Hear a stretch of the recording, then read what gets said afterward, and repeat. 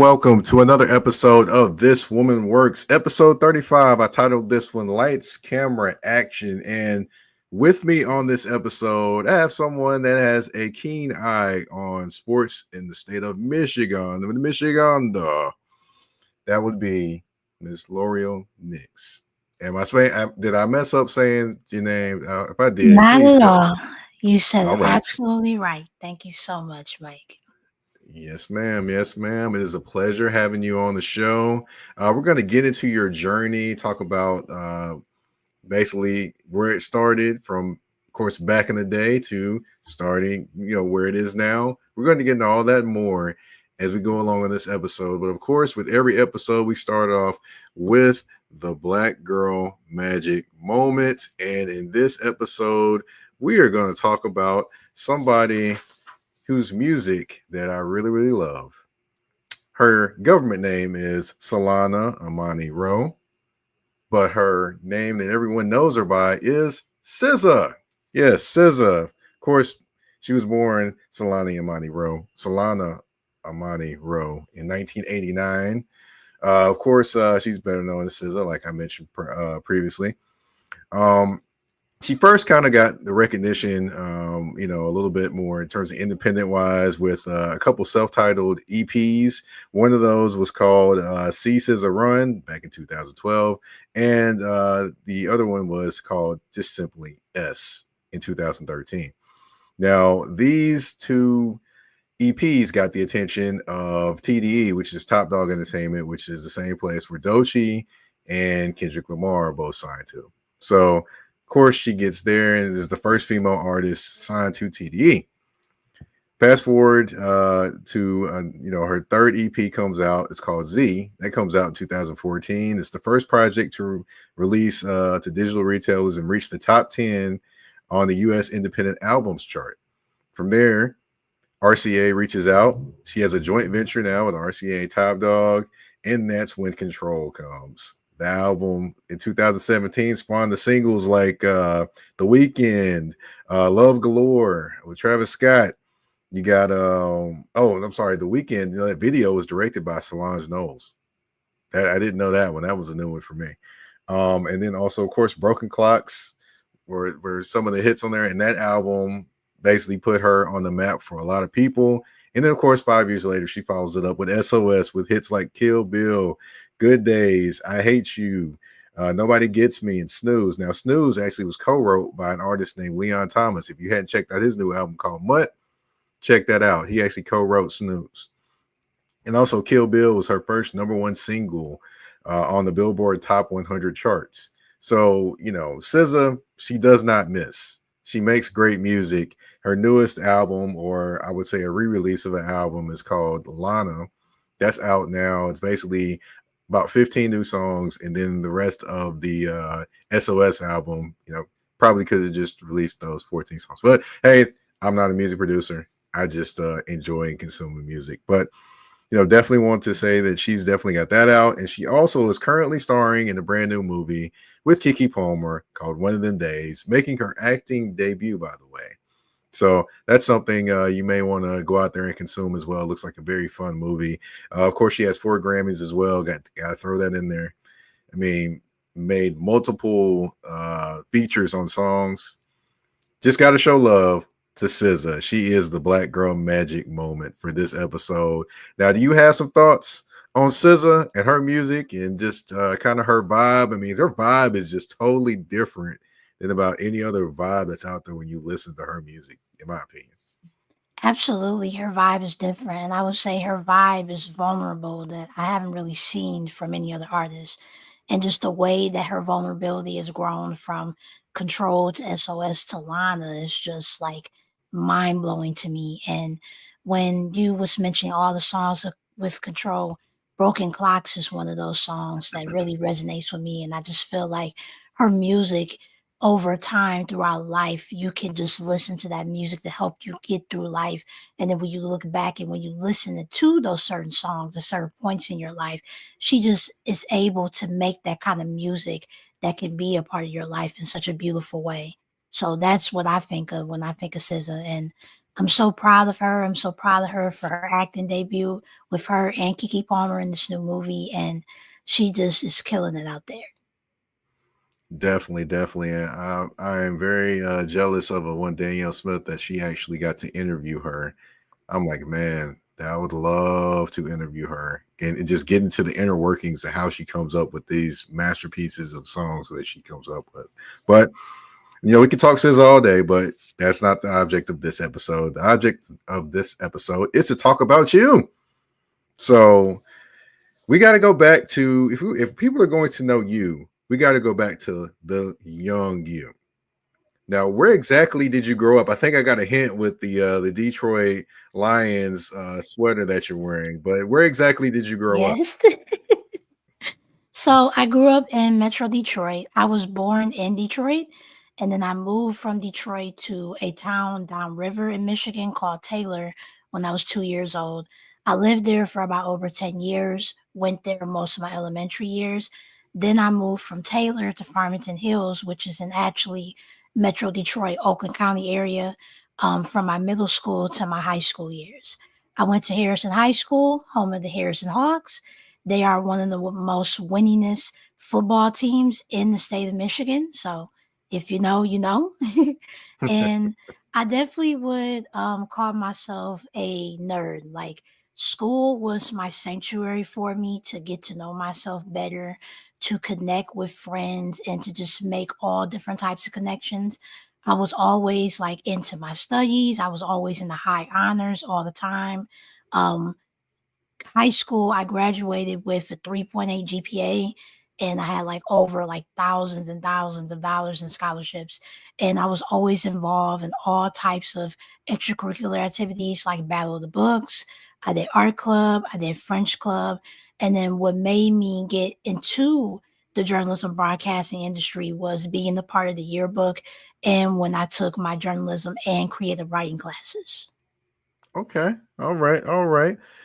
So I hear you when you talk about all the different things and being in the school and books and graduating with 3.8 GPA, but let's get to the other parts of it. Outside of school, what was it just like growing up for you? You said you grew up a little bit outside of Detroit and then in Metro Detroit as well. How was it growing up for you in those two different environments? It was a very pleasant environment. I would call myself a suburban kid. I always been in the suburban areas where it was just really nice areas. There was always places that we can go to as kids, like Boys and Girls Club, like cultural centers, like malls, movies. Like I did like typically normal stuff a suburban kid would do. And I've had a very pleasant life and I'm very grateful for that. Okay, all right. Now you mentioned your journalism and how you came into journalism with high school, but we all know that we had that one thing we wanted to be as a kid that first struck our fancy. So, what was that one thing when you were a kid you were just like, "Oh, I want to be that when I grow up"? The very first thing for me was being a scientist. This started in my elementary years. I just loved my science classes and just like doing the experiments and just learning how science works. And I just had this idea in my head. I'm like, I could be a scientist and I could maybe make experimentations or inventions. So that started out at first. Then I would say a little bit down the line to elementary to like middle school until like mid high school, I had this idea of being a fashion designer because I've always loved art. And I had this idea of, you know, what if I used my artwork? Because I didn't really know like how fashion design really was until I actually studied it from watching like Project Runway and everything. And it's more than what it meets the eye for real. And I just was so into the artistic part of it. And I just thought to myself, I could just have all my sketches and then have these people, take my sketches and make it come to life. Then what actually made me just want to do journalism was my mom. She convinced me and she was saying, you always excelled in your writing classes. You always had a thing from sports ever since she was a child. Like in her basement right now, she has like clips from back when the Bad Boys was playing and even when the Pistons won their 2004 championship. So that's how much we've been embedded into sports. Just thinking about the Lions going to the Super Bowl, that's a full circle moment for me because I remember when the Super Bowl experience happened around 2003 and it was in Detroit. And I think it was Pittsburgh and I forgot the other team, but I know it was definitely Pittsburgh. But I remember being there at the Super Bowl experience. So just to think of the Lions like making their first ever Super Bowl appearance, like that would be a complete full circle moment. Definitely sounds like a dream come true for a Detroit Lions fan. But of course, I do want to talk about your career and what you kind of have jumped and alluded to more, talking about journalism, things like that. We're going to get into that and kind of your path there. But first, we're going to take a quick commercial break on This Woman Works. EBO Beard Butter and EBO Beard Wash are two of the best beard grooming products for men worldwide. They help promote growth, keep your beard moisturized and soft, and enhance your overall upkeep of your facial hair. And with the new promo code MPAFC10, you can get 10% off on these products. Just go to www.etsy.com/shop/EBO Beard Butter. Again, that's www.etsy.com/shop/EBO Beard Butter. And again, the promo code MPAFC10. Again, MPAFC10, where you can get 10% off any products except for beard boxes. So treat your beard better today by going to get this the EBO Beard Butter and EBO Beard Wash.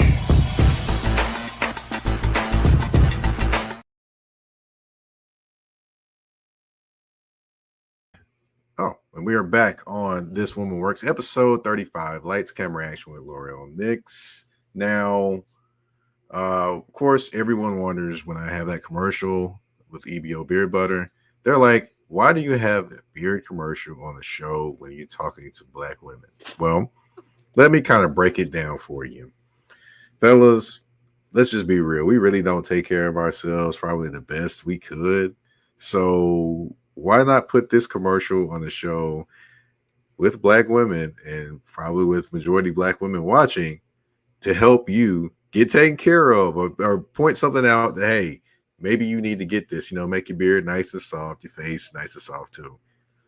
They'll like it. You'll like it too. So there we go. That's the explanation of that commercial. But getting back to the show.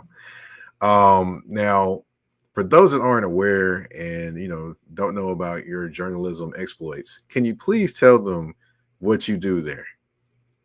Yes, so right now I am currently a reporter and videographer for the MHSAA, and I fall under my great friend Jabari Anderson's company, Number One Productions. So, long story short, how that started was we both went to Central Michigan University, fire up chips. We went there together. I was in my undergrad and he was my grad school. And long story short, we was just we ran by each other during one of the famous halls for journalism people, which is Moore Hall. And he knew me from hearing from other people about how much I love sports and, already getting myself acclimated within the journalism program and the activities there. And he said, hey, L'Oreal, I heard you like sports. And I said, yeah, of course. And he said, okay, I got something for you. let's go to these high school football and basketball games within the state of Michigan. We're going to go there, record all the highlights, eventually make up the highlights, and you want to do interviews, right? Absolutely. So he said, you're going to do the interviews. And that's how I got started. My very first interview was in December of, I think December, January of 2020. And I'll never forget, it was Coach Lamonte Stone, and he was the basketball coach for River Rouge. And this was River Rouge versus Hamtramck. And I was geeked. I mean, I was ready. I was already like looking through Twitter to see, locally what were some things that I can know. And one thing that I did realize that this was a milestone for him in terms of getting a certain number of wins. And I remember when I brought it to him, it was funny. Like he was kind of like unfazed by that because throughout our interview, he was just so focused on the team and the guys and getting this win and just working through the season. And it was just amazing to just have that very first moment of doing that interview with him and, having everything laid out, the way I expected it to be and connecting with those people. And that's the biggest thing I would say when you work like within your high school conference of any state. It's that personal connection. Like it's more than just the stats, even more so than the accolades. Like a lot of these kids are playing, with their guys. A lot of these kids are playing their junior or senior years.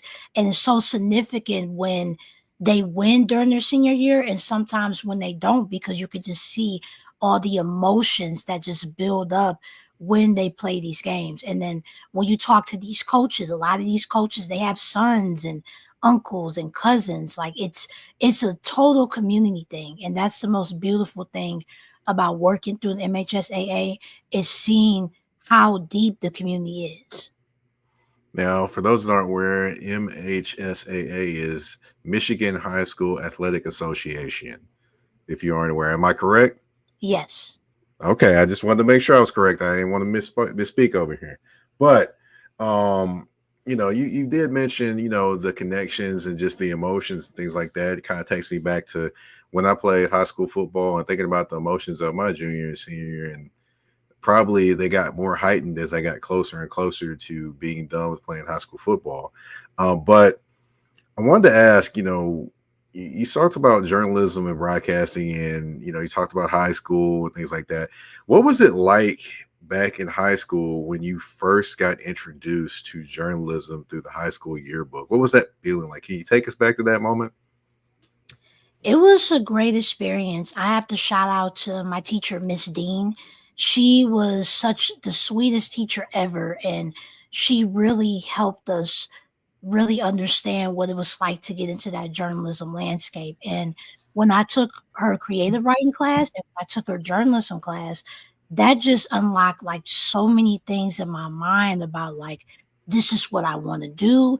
This is how things work out. Like it was just like you going out to the real world and like working in the newsroom. So her journalism class, we wrote for the Hawk, which was the newspaper within the school. And not only can you write about obviously things that happen with the school, like the basketball team, the football team, you can also write about things like culturally. So my main thing was writing about the NBA. Like I remember my very first article was about talking about the stars in the NBA. And this was when James Harden was a part of the Houston Rockets. And I just really, let people know like who is these stars were, what is the the relevancy in the league, and why do you need to know about that? And she helped me a lot with understanding, you know, some things that you need to know, and then like some things you might not quite know. Like I remember there was this one funny moment where we was talking about the Grammys, and this was I think 2014. It was like one of the big moments where it was people thought Beyonce was going to win album of the year, but that album of the year actually went to Beck. And I remember she told me, she said, because I think I wrote something along the lines of like nobody didn't know about Beck. And while some of that was true, she wanted to let me know, it's okay to also let people know who he is. Don't make him seem like he's a stranger, just because the moment was supposed to be magnifying of, oh, like Beyonce didn't win like everybody expected her, don't leave him out. So that just made me realize too that like you have to look in certain parts of stories and certain parts of moments that you won't even think about. Like a good example, I remember I went to a high school football game. It was De La Salle versus Davidson. And this was when their quarterback, who was a senior at the time, Brady Drogosh, he was just lighting it up. I mean, he was throwing 3 to 4 touchdowns against every single team. And this one kid in particular, Damian King the fourth, he was a freshman at the time. He had 3 touchdowns. And I remember at the end, like me and Jabari will figure out who we want to interview. So I interviewed him. And Jabari was like, who is this? Like, he didn't know, because he was a freshman and like he Mhm. just didn't know. And like, even when I interviewed Damien himself, he was kind of shocked because he didn't expect me to talk to him. He probably expected me to talk to Brady or one of the upperclassmen, but he was so significant to me because I'm like, this is a freshman who got 3 touchdowns in a game. Like, why wouldn't nobody want to talk about that? And when I did the interview with him, it was so great to see, how he answered my questions about how it was great to work with the upperclassmen, how much significance this game was, and how significant it is to work with that program. Because De La Salle is a very significant, football program in Michigan. They are one of the most winningest football programs. So just doing that interview and just seeing that process, again, going back to the point that I made earlier, you have to look for those things that it might not look, shiny, but when you work on it, it can be a shiny moment. Definitely, definitely. Now, speaking of shiny moments, what was the moment that you knew you were doing what you were supposed to be doing? Do you remember that exact moment where you're like, okay, I'm where I'm supposed to be? I would say this was during 2022 for the MHSAA football finals. And this particular moment really warmed my heart. This was about like the last game of the day. It was King. And King, the year prior, they had a good win, but it was a really, really tough win against DeWitt. And I talked to the 5-star quarterback, Dante Moore. And I remember this particular year, I didn't go to one of the games that he covered, but my friend Jabari did. And I remember Jabari told me, after that game, he said, Dante was looking for you. And I was like, really? And he was like, yeah, he was like, where the lady at? That was really funny to me. So fast forward to that moment when they win, and this is, his senior year. Everybody's thinking about, is he going to go to Oregon or go to UCLA? He ended up going to UCLA, and now he transferred to go back to Oregon where he originally wanted to go. And that moment was so heartwarming for me because he saw me. He was like, hey, you're here, like the lady is here. And we just had a great warm moment, and we took a picture and everything. And that moment made me realize, like, this is what I'm supposed to do. This is where I'm supposed to be. Because if he remembered me, even when I wasn't there, that's how much my impact means to these kids and to these communities, and that I need to keep doing this. So that moment for sure was one of those moments where I was like, okay, this is what I need to keep doing, and this is where I'm supposed to be. Okay. All right. All right. Yeah. Shout out to Dante Moore. He'll be in the running for the starting quarterback for Oregon next year. I know the transfer portal is out there and things like that. So you never know. But the way things are looking right now, he's going to be the starting quarterback. So we shall see what happens. Just like we'll see what happens after this commercial break on This Woman Works. A shift. A shift is something that happens and changes the dynamics.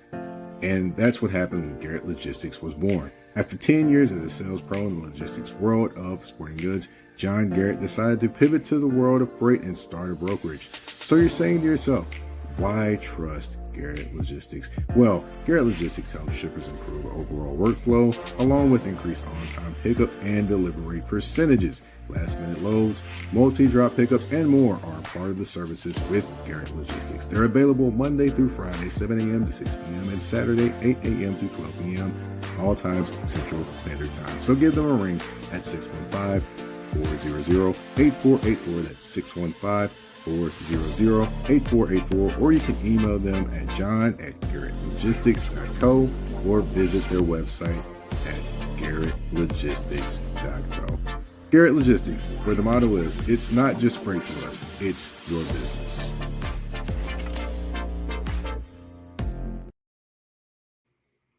All right, we are back on This Woman Works, episode 35, Lights, Camera, Action with Loreal Nix. Now, like I mentioned before the break, of course, we talked about your, growing up, we talked about your career, but with every career, with every journey, there is always some hurdles. Now, I've got to ask, what was one of the biggest hurdles that you either are going through or have overcome during your career? I would say one of the hurdles that I'm currently going through is just continuing to fight for my dreams.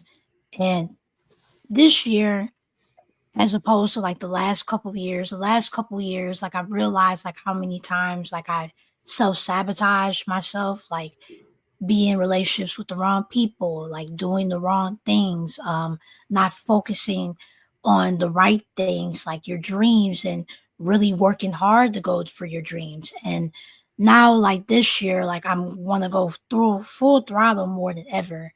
And the reason for that is just because this dream is something that I'm fighting for. And my dream is simply to be somebody that is talked about as one of the greatest sports journalists and broadcasters.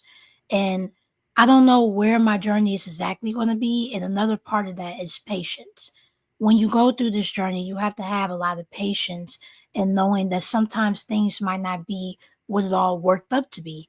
But I'm extremely grateful for what I'm doing. I'm extremely grateful for everything I've done in college, everything I'm doing now with the MHSAA. I did a podcast with Jabari, the Bounce podcast. I'm extremely grateful for that. Like all of these moments have led into who I am today. And it's encouraging me to just keep pushing forward and keep going after my dream because I'm going to get there. I don't know how exactly I'm going to get there, but I know I'm going to get there, and just enjoying the process and getting through the process is going to help me get to that point. Okay. All right. So, overcoming, you talked about overcoming and, the relationships and things like that. What is the biggest bit of advice that you've received from someone along your journey? So a couple pieces of advice. Back in 2022, when Jamel Hill was releasing her uphill memoir, she stopped by at her old high school, Mumford High School, to talk about the book and do autograph signings. And I remember I asked a question to her just regarding of how do you continue to work through this industry and keep going after your passions, when like everything is up against you. And she was saying along the lines of, let people talk and let the haters hate. People are going to talk, whether you're doing good or you're doing bad, but that doesn't have to stop you from what you're doing. And I just would never forget that because she is one of my biggest inspirations because she's a Black woman, because she's a Black Detroit woman, is because she's a very unapologetic woman as well. Whatever she put out there, and sometimes it wasn't always, it didn't always end in the best result, but she always had the best interests, you can tell. And she's always been herself. So when she said that, that just really made me think like she's absolutely right. Because when you look at the whole trajectory of her career, one thing about Jamel, she's always going to be herself, no matter what. And as long as you continue to be yourself and you do what you love unapologetically and passionately, you have to deal with what's coming at you. And one thing I want to point out with that is you have to be okay with being seen.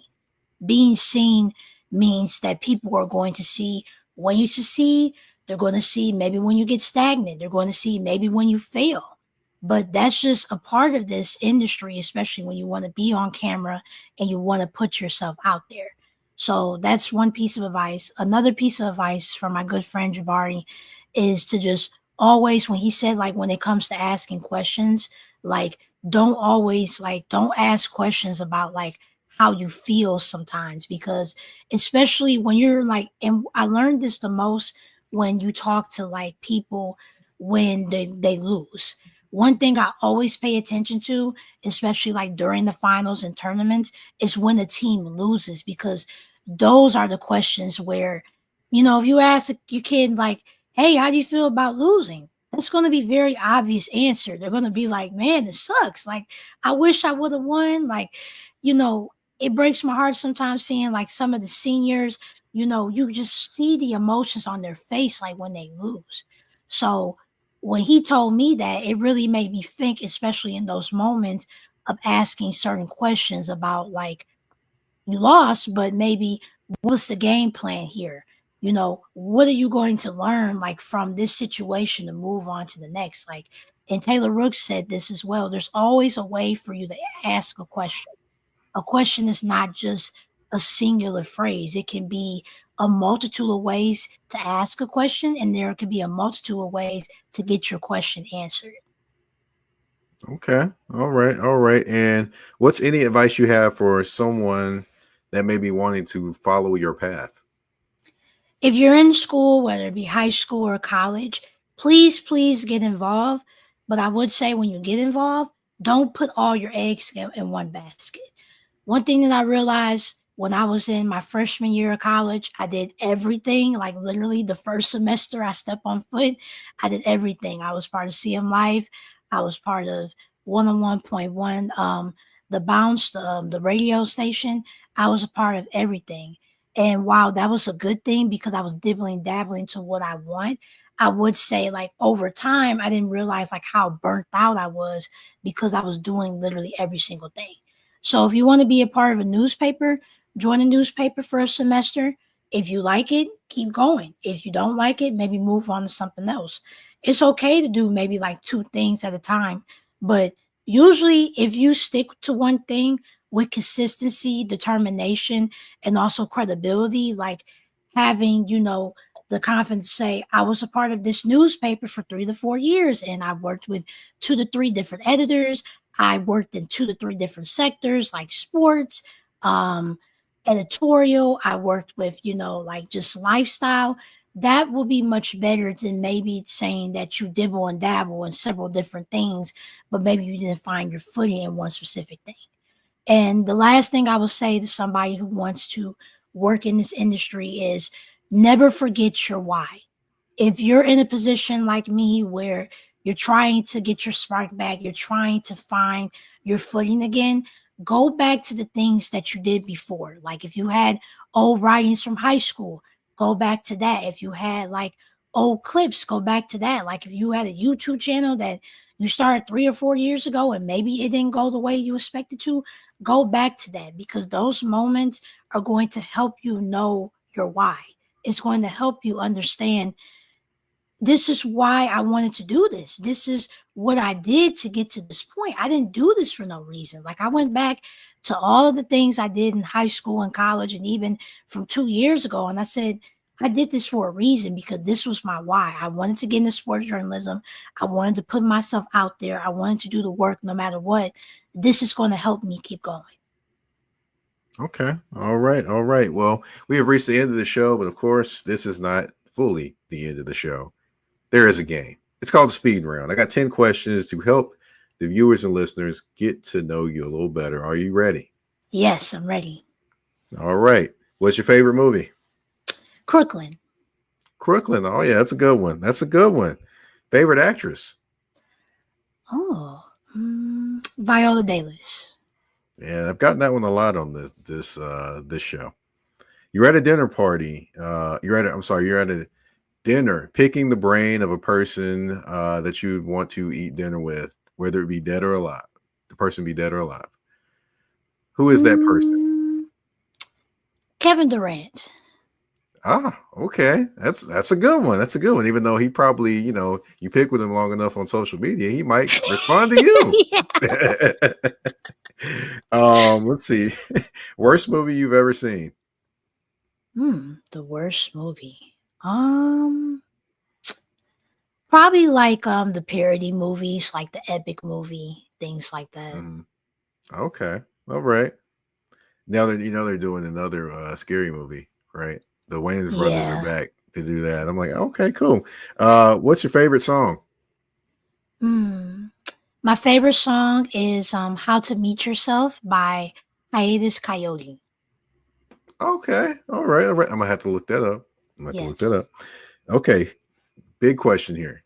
Who would play you in a biopic? Hmm. A lot of people say that I look like Michelle Obama, so I'll Okay. give that to her. All right. All right. Okay.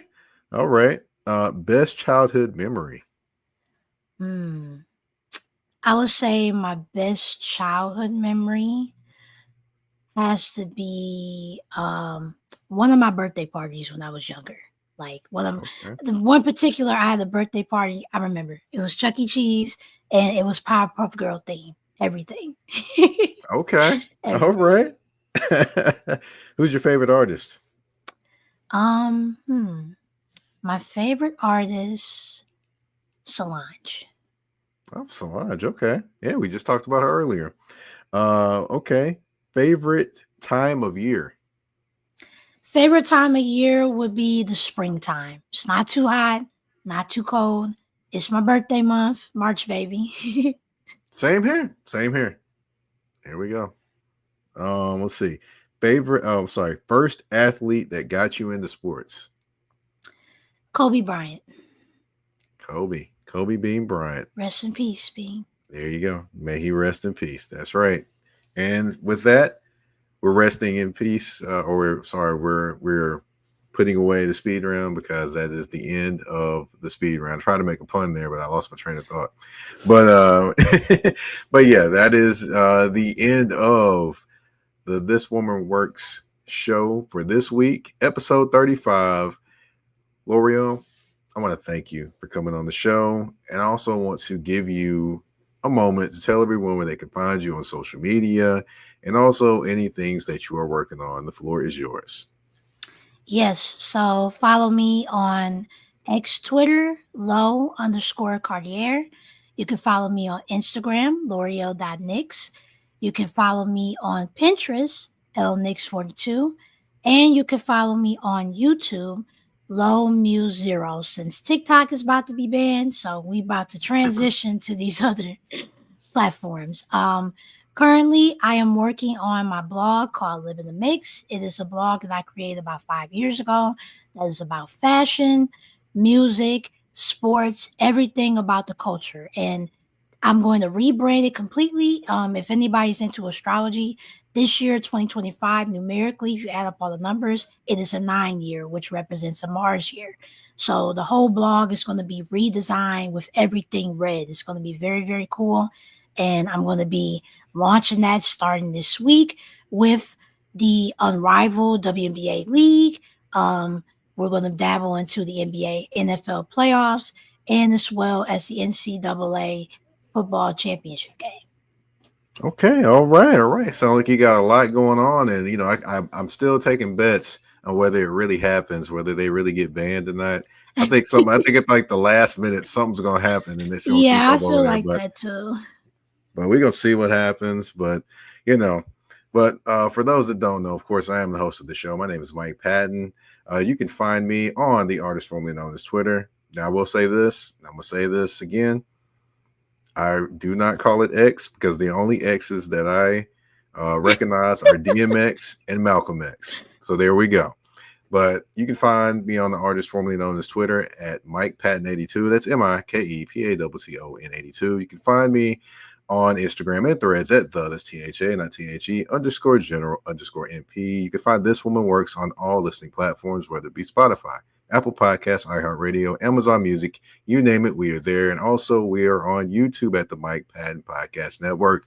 I want to thank you all for tuning in to this episode 35 of This Woman Works. We're out. Peace. Peace.